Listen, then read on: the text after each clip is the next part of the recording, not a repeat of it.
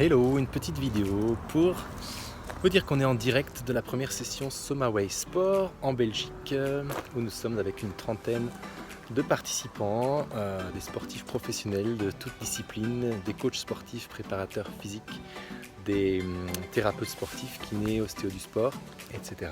Et pour la première fois, tout ce monde réuni est en train de découvrir la force et la puissance de la psychosomatique et du décodage qui permet d'accompagner plus efficacement les sportifs dans leur pathologie, mais aussi dans leur entraînement, dans leur rééducation pour éviter les récidives plus efficacement, pour améliorer la reprise, etc.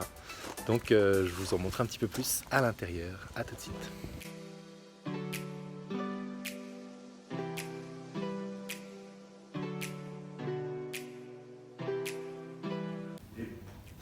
Boum, tu sors champion de Belgique alors que tu n'avais plus qu'une semaine pour t'entraîner si on respectait la structure, quoi, tu vois.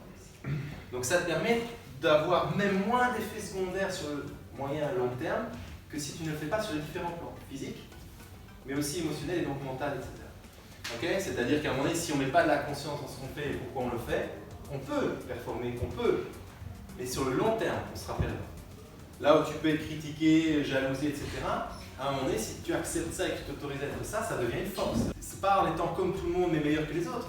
Okay, c'est en trouvant toi ce qui est différent chez toi, ce qui te permet d'atteindre ton truc. Vous allez renforcer cette force à l'intérieur.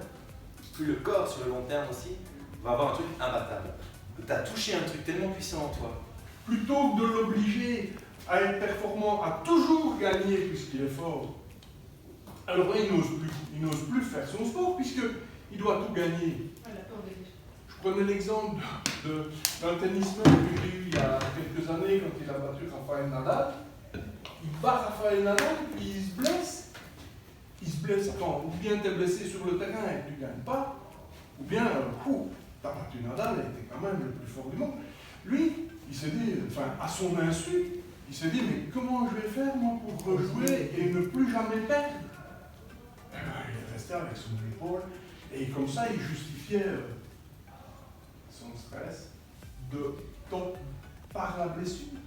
Mais donc à ce moment-là, tu sors de ton conflit valo-dévalo, tes blessures, comme par hasard, tu n'en as presque plus, et là tu es encore dans le grand dessus. Et là tu vas retrouver Joko, tu vas retrouver des gars comme ça, qui ont su dépasser ça. On vit plein de stress, mais il y a des choses qui nous concernent beaucoup plus directement ou qui concernent des gens qu'on aime énormément ou des choses auxquelles on tient énormément. Et bien, tout simplement, c'est normal et logique, mais le corps va surtout réagir en priorité pour les choses qui sont hyper importantes pour moi et qui me tiennent vraiment à cœur. Bien avec son sport pro, c'est hyper important, mais peut-être son couple aussi qui est hyper important et ses enfants par exemple. Ou bien ses finances. Vous voyez, allez vraiment chercher sur les trucs vraiment importants.